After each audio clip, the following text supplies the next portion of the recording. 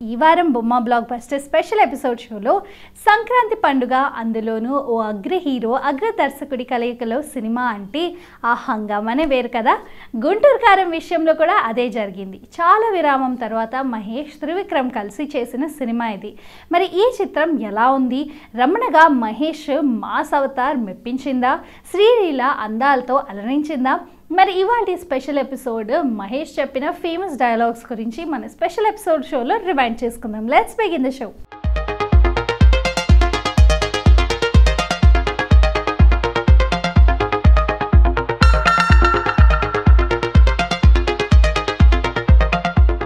జనదళం party అధినేత వైరా వెంకట సూర్యనారాయణ కూతురు వైరా వసుంధర మూడోసారి ఎమ్మెల్యేగా ఎన్నికవుతుంది.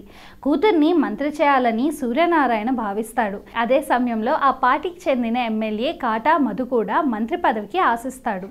తనను కాదని కూతురికి మంత్రి పదవి ఇస్తే ఆమెకు రెండో పెళ్లి అయిన విషయాన్ని, అలాగే మొదటి భర్తతో కలిసిన సంతానం గురించి బయట పెడతా అని బెదిరిస్తాడు.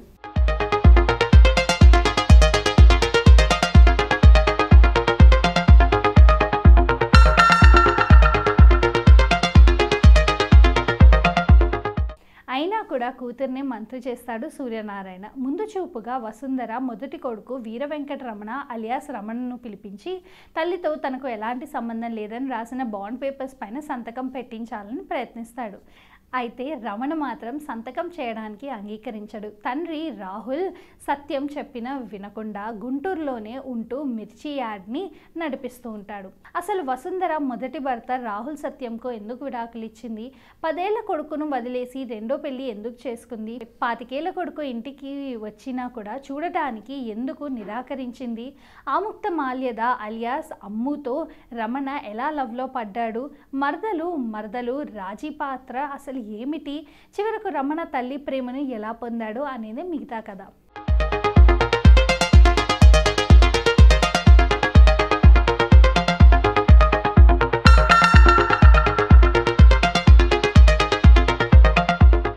త్రివిక్రమ్ సినిమాలో బంధాలు, భావోద్వేగాలది ప్రధాన పాత్ర ఉంటుంది. కథంతా ఓ ఫ్యామిలీ చుట్టూ తిరుగుతుంది. గుంటూరు కారం సినిమా కూడా అదే పందంలో సాగుతుంది. అనుకోకుండా జరిగిన ఓ ప్రమాదం కారణంగా చెల్లాచెదురైన ఓ మంచి కుటుంబం మళ్ళీ ఎలా కలిసింది? దూరమైన తల్లి కొడుకు చివరకు ఎలా దగ్గరయ్యారు? ఇలాంటి కథలు తెలుగు తెరకు కొత్తేమీ కాదు. ఇంకా చెప్పాలంటే త్రివిక్రమ్ శ్రీనివాసే ఈ తరహా కాన్సెప్ట్లో సినిమాలను తెరకెక్కించాడు. అలా వైకుంఠపురంలో, అత్తారింటికి దారేది, అజ్ఞాతవాసి సినిమాల తాలూకా ఛాయలు ఇందులో కనిపిస్తాయి. అంతేకాదు త్రివిక్రమ్ సంభాషణలో కూడా కొత్తదనం కొరవడింది. అయితే కామెడీ విషయంలో మాత్రం ఎక్కడా తగ్గలేదు. పంచ్ డైలాగ్స్, పరుగులు పెట్టించే స్క్రీన్ ప్లేతో బోర్ ఎక్కట కొట్టించకుండా కథని బాగానే నడిపించాడు.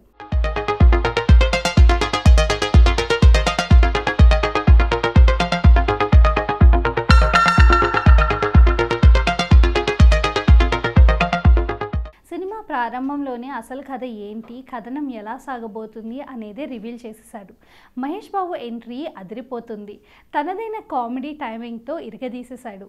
ఇక నాది నెక్లెస్ గొలుసు పాటకు మహేష్, శ్రీలీల వేసే స్టెప్పులు ఫ్యాన్స్ని అలరిస్తాయి. ఇంటర్వెల్ ముందు వచ్చే యాక్షన్ ఎపిసోడ్ ఎమోషనల్ సీన్ ఆకట్టుకుంటుంది.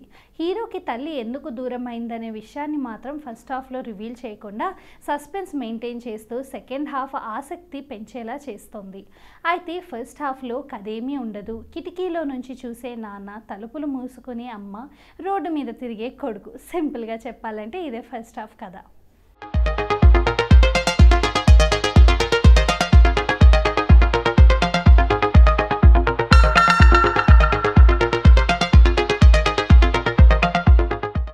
సెకండ్ హాఫ్ కాస్త హిలేరియస్గా సాగుతుంది. లేడీస్తో హీరో చేసే యాక్షన్ ఎపిసోడ్, అజయ్ క్యారెక్టర్తో పండించే కామెడీ బాగానే వర్కౌట్ అయింది. అయితే సినిమాకు ముగింపు ఎలా ఉంటుందో ముందే ఊహించుకోవచ్చు. చెప్పుకోవడానికి పెద్ద ట్విస్ట్లు కూడా ఏమీ లేవు. తల్లి కొడుకులు విడిపోయేలా పన్నాగం పన్నిన వ్యక్తి, దానికి గల కారణం ఏంటి అనేది చివరి వరకు పసిగట్టకుండా జాగ్రత్త పడ్డాడు. చివరిలో తల్లి కొడుకు మధ్య జరిగే సంభాషణలు హృదయాలను హత్తుకుంటాయి. కొడుకుని ఎందుకు దూరం పెట్టారనేది కూడా కన్వీనియన్స్గానే కనిపిస్తుంది.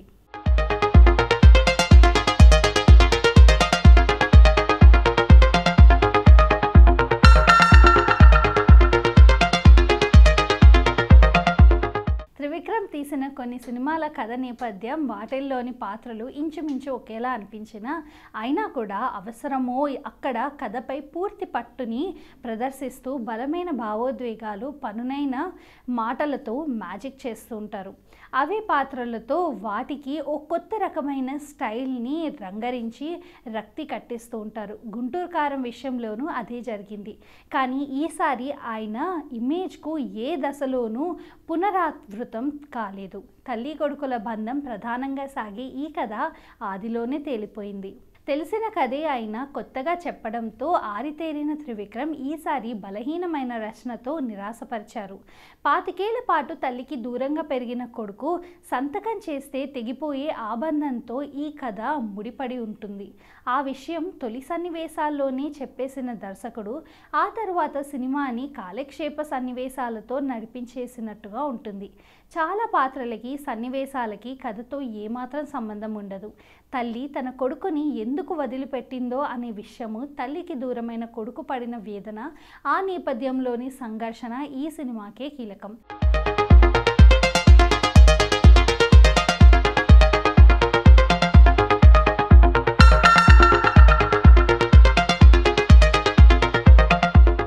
రమణ పాత్రకు 100% న్యాయం చేశాడు మహేష్ బాబు.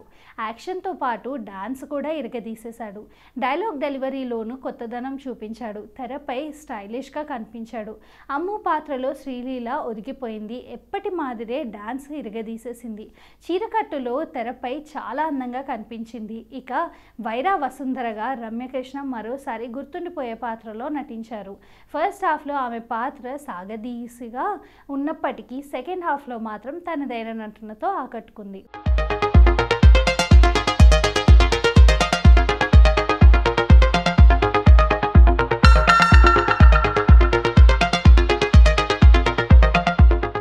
హీరో మరదలుగా మీనాక్షి చౌదరి నిడివి తక్కువే అయినా ఉన్నంతలో చక్కగా నటించింది. జగపతి బాబు, రమ్యకృష్ణ, ప్రకాష్ రాజు, రావు రమేష్, ఈశ్వరిరావు, మురళీ శర్మ, రాహుల్ రవీంద్రన్, వెన్నెల కిషోర్తో పాటు మిగిలిన నటీనటులు తమ పాత్రలకు పరిధి మేర చక్కగా నటించారు.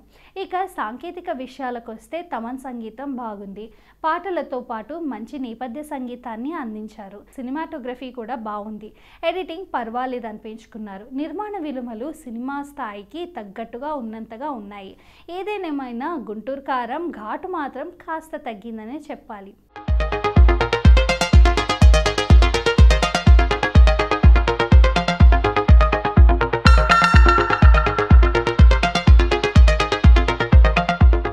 సో ఇదండి ఈ వారం బొమ్మ బ్లాక్ బస్టర్ స్పెషల్ ఎపిసోడ్ షోలో మహేష్ బాబు నటించిన సినిమాల్లో మైల్ స్టోన్గా నిలిచిన సినిమాలో గుంటూరు కారంలోని కొన్ని all time super hit interesting విషయాలు తెలుసుకున్నారు కదా.